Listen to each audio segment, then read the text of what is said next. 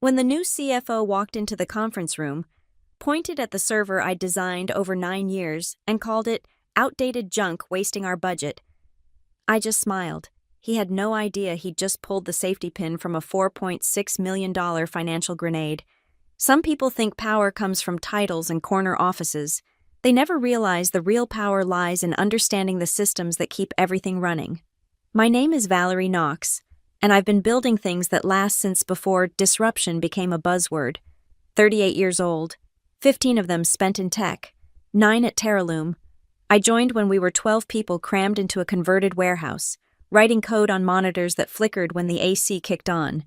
Now we process millions in transactions daily, and the backbone of it all, a system I built with my own hands.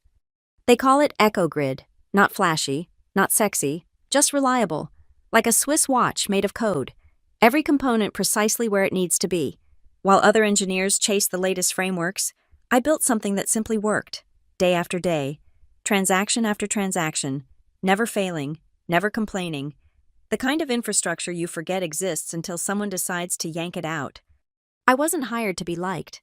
I was hired to solve problems. Back in the early days, our payment system crashed every time we hit 1,000 concurrent users. The founder, Marcus, gave me 3 weeks to fix it, or we'd lose our biggest client. I rebuilt everything from scratch, creating a token synchronization protocol that could handle exponential growth. That was EchoGrid's birth. The new CFO arrived on a Tuesday, Travis Kelburn, fresh from some Fortune 500 company where he'd optimized his way to a 30% cost reduction. Armani suit, perfect teeth, the kind of handshake that tried too hard to prove something. In the all-hands meeting, he presented his vision with slides full of buzzwords: cloud-native transformation, elastic scalability, cost-efficient infrastructure. Then he pointed at my server rack. "This legacy system is bleeding money," he announced, laser pointers circling the hardware like a vulture over carrion. "Maintaining outdated infrastructure is why our margins are suffering. We need to modernize. People, get rid of the dinosaurs." I sat in the third row, watching him perform. 9 years of work dismissed in a PowerPoint transition. The other engineers shifted uncomfortably, knowing what EchoGrid did but too junior or too scared to speak up. Our CTO, David, cleared his throat but said nothing. He'd been neutered months ago when Travis arrived. "Any questions?" Travis asked, that practiced smile never wavering. I raised my hand. "That dinosaur processes every single payment that goes through our platform. It's not legacy code. It's specialized infrastructure designed specifically for our token synchronization needs." He chuckled, the sound of someone who'd already decided I was irrelevant. "I'm sure it was impressive 9 years ago, but we have cloud solutions now that can do the same thing for a fraction of the cost. Have you reviewed the technical documentation? I don't need to read every line of code to recognize inefficiency." He clicked to his next slide, a graph showing projected savings. "This is about the big picture."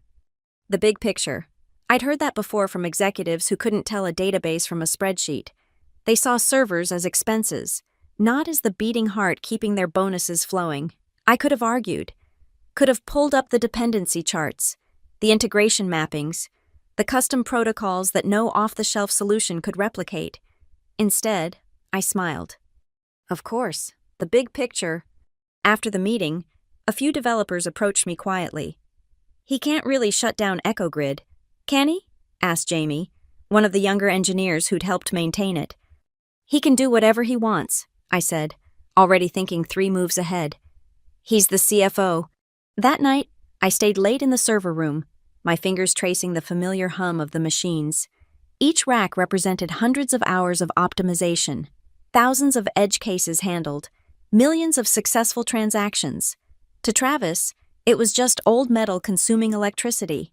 To me, it was a masterpiece of engineering that kept Terraloom alive. I began documenting everything. Not the standard documentation that gathered dust in wikis no one read, but the real story. Every dependency, every integration point, every single point of failure that EchoGrid prevented. I sent copies to legal, to David, to anyone with an email address and a stake in the company's survival. "For your records," I wrote, "in case questions arise about system dependencies." No one responded. They never do when the new executive is in his honeymoon phase, when optimism drowns out experience. Travis had made his decision the moment he saw those servers. In his mind, he was already a hero. The cost cutter who'd modernized Terraloom. He didn't know he was holding a lit match in a room full of gasoline. I wasn't hired to be easy. I was hired to build things that last. Sometimes, the best engineering solution is to let gravity do the work. The official memo came down on Friday at 4:30 p.m., carefully timed so people would stew over the weekend, but couldn't organize resistance. Infrastructure Optimization Initiative, it read. Corporate speak for Travis gets to play with matches. Effective immediately. All legacy systems will undergo evaluation for cloud migration. Priority 1. EchoGrid decommission by end of quarter. I read it twice, not because I didn't understand, but because I wanted to appreciate the precision of corporate stupidity. End of quarter gave them 6 weeks. 6 weeks to replace 9 years of intricate engineering with whatever Travis's consultants were selling. Monday's emergency tech meeting was a masterclass in willful ignorance. Travis brought his new friends 2 consultants from CloudForge who spoke in acronyms and assured everyone that migration would be seamless. They'd clearly never looked at our codebase. The token synchronization protocol, I said, interrupting their presentation. How does your platform handle non-linear token refresh with multipath validation? The consultants exchanged glances. Could you elaborate on the use case? Every transaction generates a unique token that must synchronize across 17 different validation points in real time. If even one token desynchronizes, the entire payment chain breaks. EchoGrid handles this with custom hardware acceleration. I'm sure we can replicate that functionality in the cloud, the senior consultant said, his confidence inversely proportional to his understanding. Show me. I pulled up my laptop, displaying EchoGrid's dashboard. Here's our current throughput, 11,000 transactions per second, sub-millisecond validation, 0 downtime in 3 years. Show me your platform doing that. Travis stepped in, his smile sharp. This isn't a competition. We're all on the same team here. Then let the team see the technical specifications for the replacement system. Those details will be finalized during implementation. I laughed. Couldn't help it. You're decommissioning a system without knowing what replaces it. We're modernizing, Travis said, his tone suggesting the conversation was over. Sometimes you have to break eggs. That night, I worked until 3 a.m., not on company time, but on my own. I spun up a mirror of EchoGrid on my home servers. Every line of code, every configuration, every custom kernel module. It wasn't theft. It was preservation. Like photographing a building before demolition. I also programmed something new, Protocol Delta 13. A simple monitor that would track what happened when EchoGrid went dark. Not interference, just observation. A black box recorder for a predictable crash. Tuesday through Thursday, I documented everything. I sent 17 emails detailing critical dependencies. I scheduled meetings that got mysteriously canceled. I cornered David in the parking lot. You know this will break everything, I told him. He looked tired, defeated. Travis has the board's backing. Stock price is down. They want cost cuts. This isn't a cut. It's an amputation. Not my call anymore. He climbed into his Tesla, avoiding my eyes. Maybe it's time to update your resume. But I wasn't going anywhere, not yet. Friday morning, I filed one last report with legal, CCing the entire C-suite. System dependency analysis, critical failure points in EchoGrid decommission. 47 pages of technical documentation, risk assessments, and mitigation requirements. The response came within an hour, not to the report, but a meeting invite from HR. Career development discussion. I knew what that meant. Travis was clearing the path. The meeting was brief. Organizational restructuring, they said. Position elimination. They offered 3-month severance if I signed an NDA. I negotiated for 6 and kept my mouth shut about the mirror system. My last official act was updating the emergency contact protocol, adding a simple addition in case of critical system failure related to payment processing. Technical documentation is available upon request.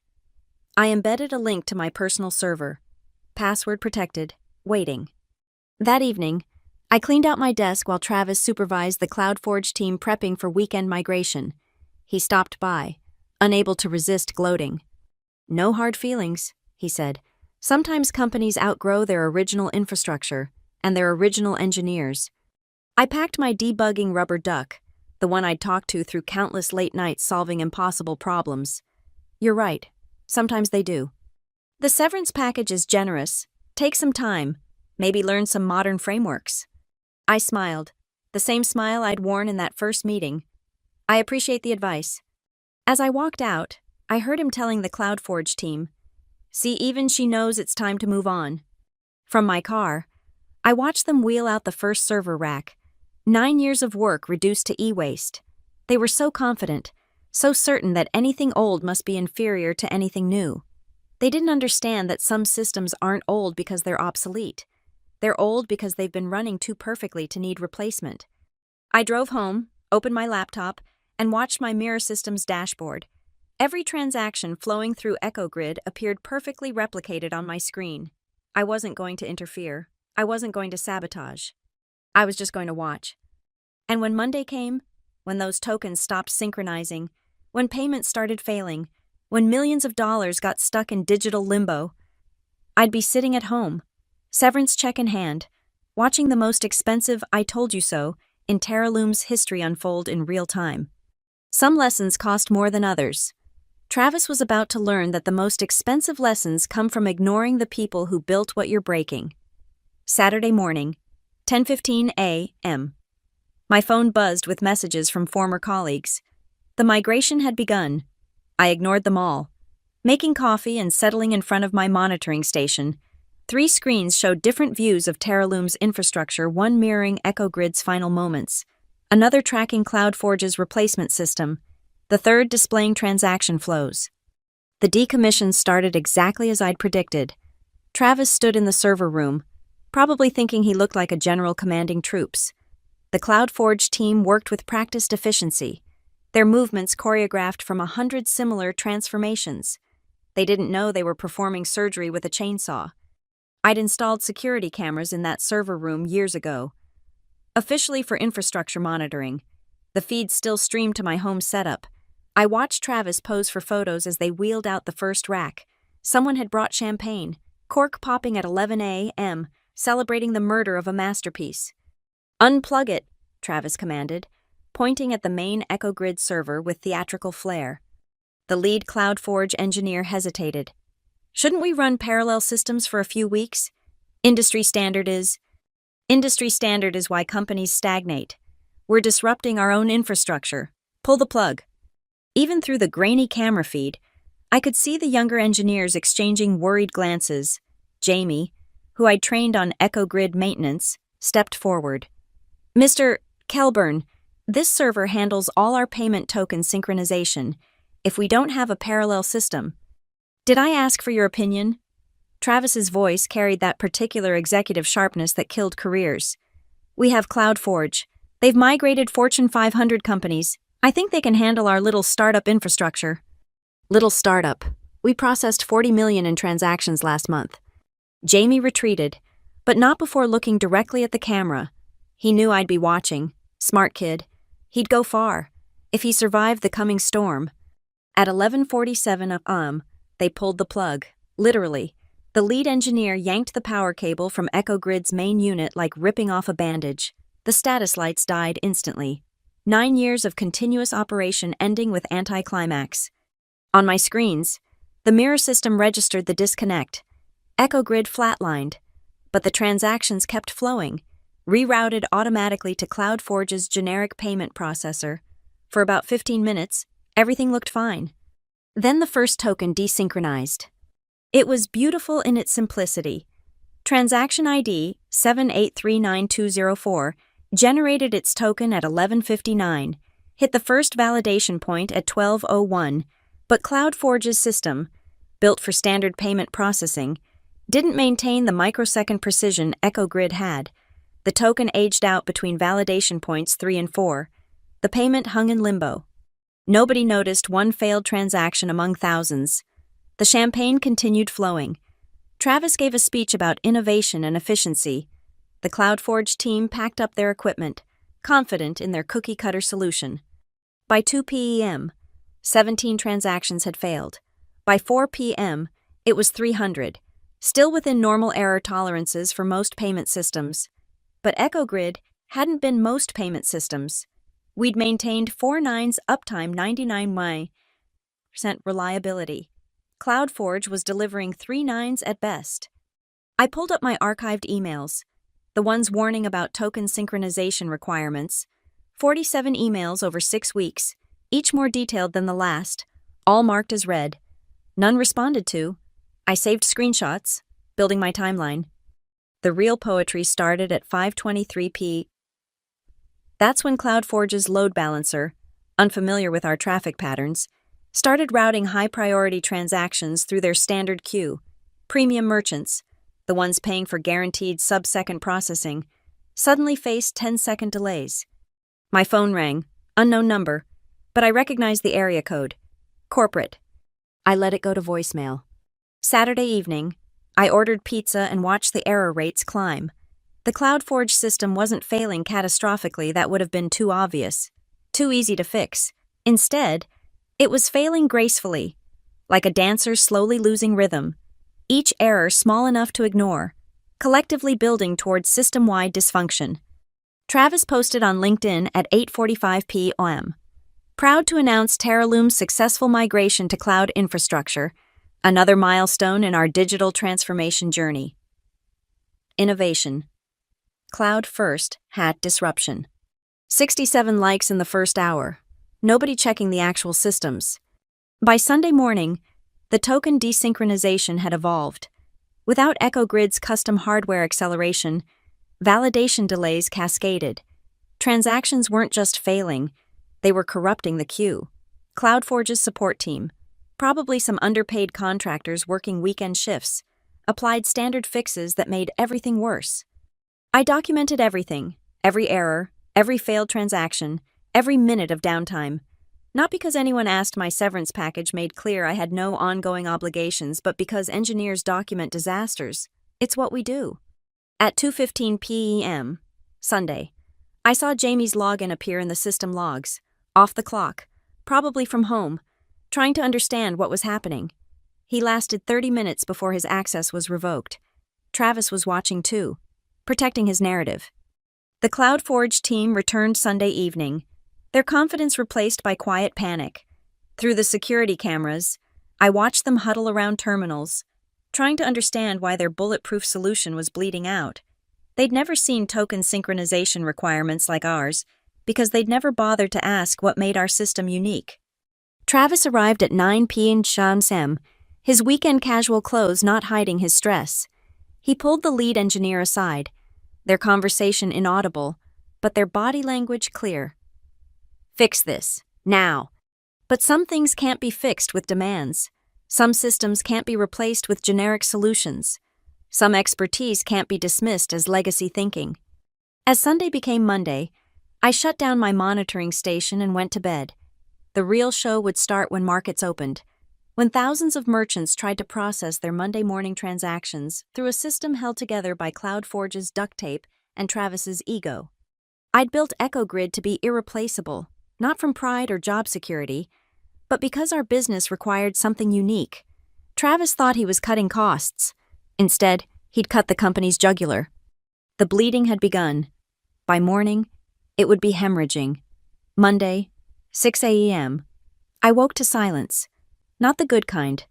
The kind that meant my phone had crashed from too many notifications. Restarting it triggered an avalanche of alerts, missed calls, and text messages. I ignored them all, made coffee, and opened my laptop to watch Terralume burn. The East Coast markets had been open for 30 minutes. Our merchant dashboard looked like a cardiac monitor, flatlining payment after payment, failing, timing out, or worse, completing with incorrect amounts. The token desynchronization had evolved overnight into something magnificent in its dysfunction. CloudForge's system, trying to be helpful, had implemented auto-retry logic for failed transactions, but without EchoGrid's token tracking, it couldn't distinguish between new attempts and duplicates. Some customers were charged 3 times, others weren't charged at all. The lucky ones simply had their payments disappear into the void. I pulled up our public status page, still green. All systems operational. Travis maintaining the illusion while Rome burned. By 7 a.m., the support tickets started flooding social media. Merchants posting screenshots of failed transactions, duplicate charges, missing inventory updates. Our competitors' sales teams were probably breaking out their best scotch, watching customers jump ship in real time. My monitoring system showed the cascade pattern I'd predicted in email number 32, the one titled, Critical Failure Scenarios in Token-Based Payment Processing. The CloudForge system wasn't just failing, it was failing fractally, each error spawning smaller errors in perfect mathematical progression. At 8:15 a.m., something beautiful happened. The system achieved what I call entropy equilibrium, the point where errors generate faster than fixes can be applied.